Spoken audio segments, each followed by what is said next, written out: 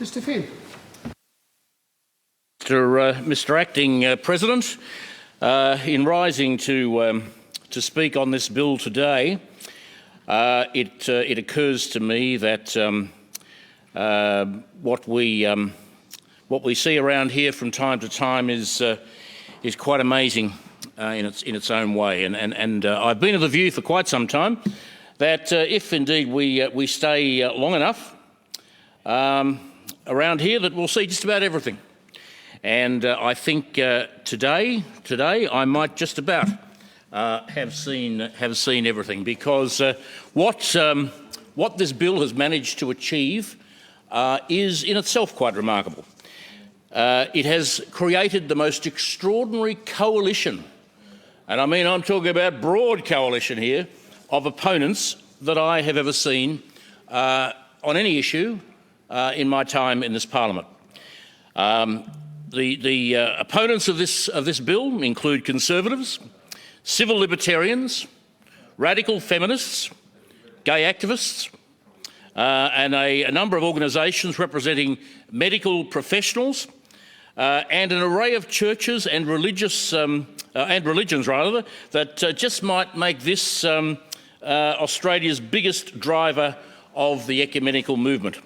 Now, can I just for a moment refer to some of the religions and the churches that have expressed opposition to this legislation. This is just some.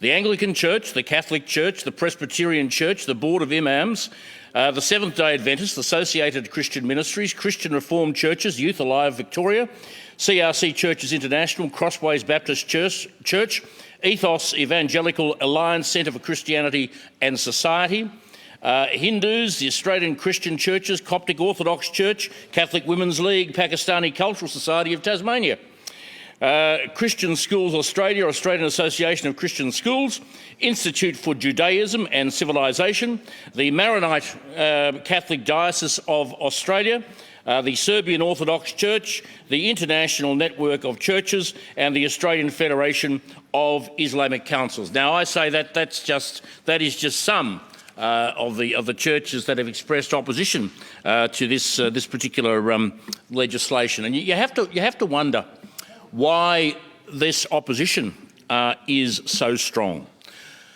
because this bill should not be controversial at all.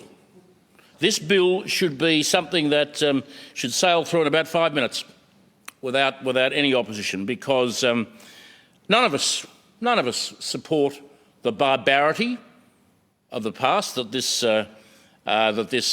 bill seeks to stop.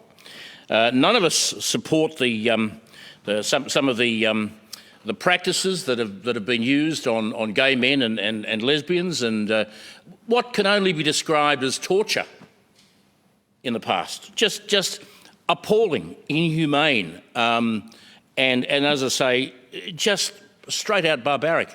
None of us support that. Many of these ways of treating people, of course, are now illegal. You know, we can't use electrodes, which is a very good thing.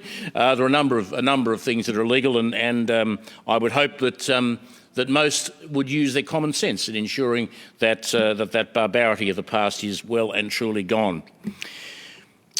And if this bill was just about that, I would be wholeheartedly supportive of it. But it's not. It's not. This is an omnibus bill, the sort that this government is very fond of, where it puts in a good bit and it puts in a bad bit, and you've got to take the whole lot. They've done it before and they're doing it again now. Well, I think that's particularly dishonest of the government, and I am not going to allow them, as much as I can, to get away with it. Because this bill is an attack on basic freedoms. It's an attack on freedom of choice. It's an attack on free speech. It's an attack on freedom of association, an attack on freedom of assembly, an attack on freedom of religion. It is an attack on responsible parenting. I would like to think that my children could come to me with any issue at all. They could sit down with me and we could talk about any and all issues. And I would be able to give them honest answers about my experience or how I felt on a given issue. What this bill does is actually criminalise that sort of openness between. Well, read the bill. Go and read the bill. Go and read the bill. I see, Satan's little helpers over there getting very excited. But go and read the bill. Go and read the bill, because that's exactly what happens. And parents and children deserve better. They deserve better than this sort of legislation. I think it is just appalling. No parent should be criminalised for loving their kids. No parent should. And I think it is despicable that this government puts up this proposal today. It is, of course, also an attack on the doctor-patient confidentiality. Now, I have been told for as long as I can remember that the most important thing in life is the confidentiality, the relationship between a doctor and his or her patient. You can't interfere with a relationship between a doctor and his or her patient. Well, here we have a bill, a government bill, which aims to do just that. They aims to do just that, and I find it astonishing. I find it astonishing that this would happen. Every one of us should have the ability and the right to go to our medical practitioner, speak to him or her in confidence, without fear that they may be dragged off to jail. We all have that right.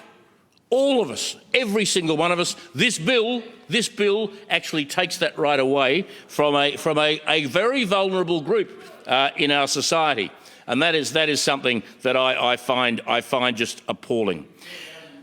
Equally, we should be able to, each and every one of us, if we are so inclined, should have the ability to approach a priest, pastor, rabbi, or imam to discuss matters that we feel that may be appropriate to that relationship.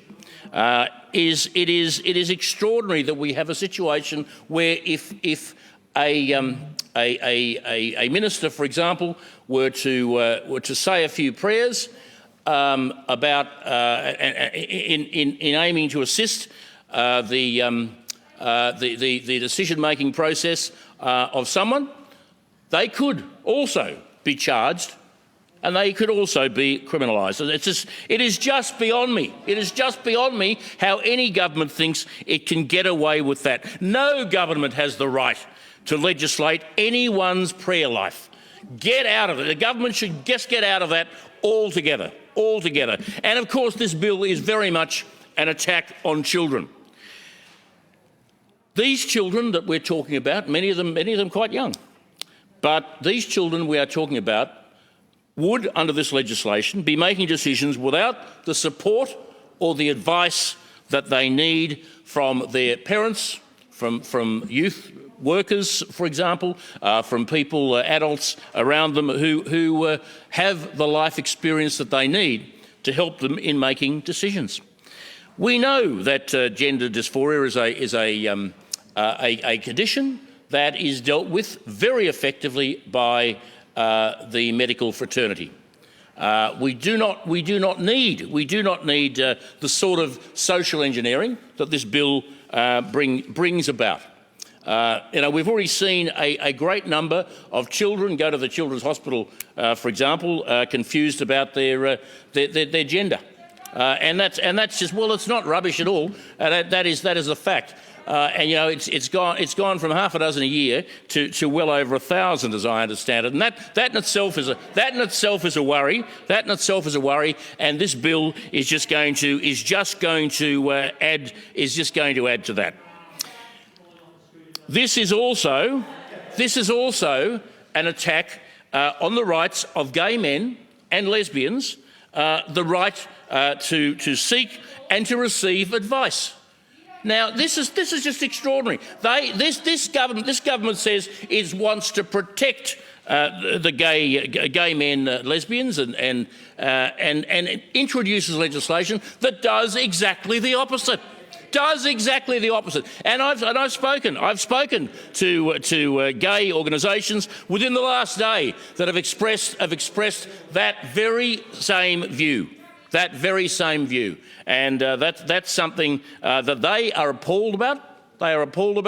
And they have urged me very strongly, and I'm sure they have urged others very strongly as well, to vote against this legislation. Mr. Acting President, in a few weeks' time, the 27th of February, I will have been a member of the Liberal Party for 40 years. That is a very, very long time. Now, I have, an occasion like this, it makes one reflect on why I joined the Liberal Party. And it is very clear. It is very clear why I joined the Liberal Party, because I am committed to the protection and the promotion of freedom. That's what I'm on about, freedom. And that is something, freedom is something that is so precious. It is so precious and needs to be defended at all costs. This bill flies in the face of freedom on so many levels, Now, I will enthusiastically support the amendments put up by Mr O'Donoghue, because I think this bill needs to go back to the drawing board. We need to go back and have a talk to all interested parties. We might be, let's go back and have a talk to the interested parties that weren't consulted on this time. The gay and lesbian community groups that weren't consulted. There is an agenda at play here, which is all too obvious. It has nothing to do with stopping conversion therapy and the sorts of barbaric activities that I was talking about before. It has nothing to do with that at all. It is far more sinister, and it's something that we should all be very wary of.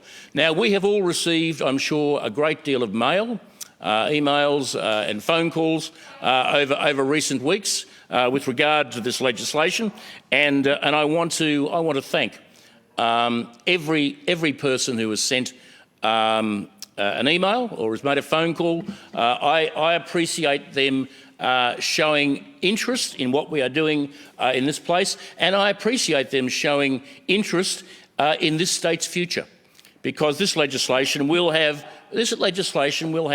a significant impact on the future of Victoria, and I want to congratulate everybody who has been involved, and I also want to congratulate the people who are at the front here on the steps on what is a relatively warm day today. Well, for this summer anyway, it's a warm day, and well, they're praying. Minister Leen, they're praying, and they're praying for you. And I reckon you should go out and thank them, because you may well need that prayer. So as I said, I will enthusiastically. I know I do. I will enthusiastically support the amendments moved by Mr O'Donoghue, but I am unable, and I will not vote for the Andrews government's attack on fundamental freedoms, on fundamental liberty that this legislation is. I cannot and will not support this bill in its current form.